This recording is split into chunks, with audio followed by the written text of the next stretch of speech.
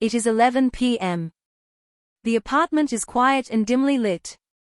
And somewhere right now, a woman is handling something alone, a broken thing, a hard decision, a heavy feeling, and it has not even crossed her mind to call someone for help. There is a specific kind of woman who solves problems before anyone notices there was one. Not because she does not want help. Not because she is cold. Because somewhere very early, she learned that needing people is something you have to be careful about. What looks like someone who has it all together is actually a woman who was handed responsibility long before she was ready for it. She did not grow into self-sufficiency. She was placed inside it and told to make it work. That is not strength without cost. That is a woman who learned to be capable because being capable was what kept everything from falling apart. She carried things because someone had to. And she was the someone who showed up. What looks like not needing anyone is actually a woman who needs deeply, but has spent so long being the one who gives that she genuinely does not know how to be the one who receives. That difference is everything. That is not indifference to connection. That is a woman whose whole system was built around output. Around doing. Around producing results.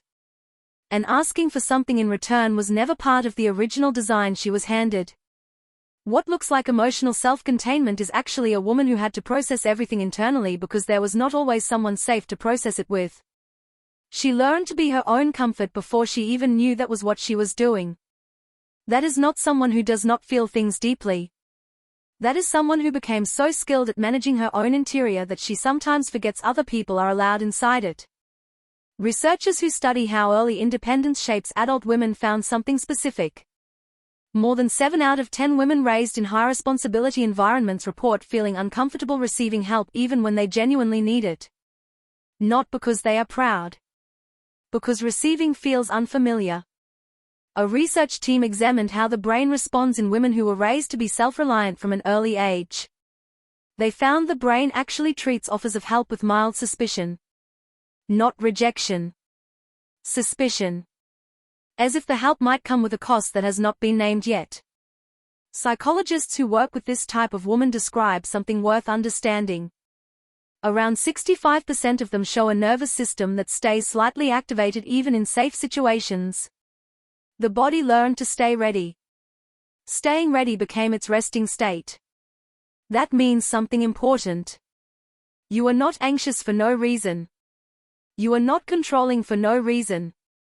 Your system was calibrated inside a specific kind of environment. And it is still running that same calibration now, even when the environment has changed completely. Researchers who examined long-term emotional patterns in women raised to be independent found something that surprised them. These women were not less capable of deep connection. They were more capable of it, once they decided someone was worth the risk of being known fully. If this sounds like you, comment ONE. If you think it is more complicated than that, comment 0. Either way, I want to know where you stand.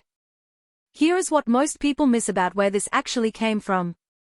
It was not a personality trait you were born with. It was a response. A very intelligent response to a very specific kind of upbringing that said, figure it out yourself. Maybe the adults around you were doing their best. Maybe they were not. Either way, the message landed the same. The message was, you are capable, so be capable. And so you were. Every single time. Without being asked twice. And at first, that felt like a gift. You could handle things. You did not fall apart. You were the reliable one, the strong one, the one people called when things went wrong, because you always found a way to make things right. But somewhere underneath all that reliability, there was a girl who never got to simply need something, and have someone show up for that need without her having to earn it first. That part of you is still waiting. You do not wait for permission. You do not need someone else to confirm you handled it correctly. You already know. That knowing was not given to you. It was built one difficult moment at a time. And that is real power. Genuine, durable, interior power that no one can take from you. But power built entirely without rest is still a weight. And you have been carrying it for a very long time. Society made this harder, not easier. It looked at your capability and kept piling more on. It called you strong every time you handled something alone, which taught you that strength meant solitude. That you had to disappear your struggle to be respected. And so you got better and better at disappearing it.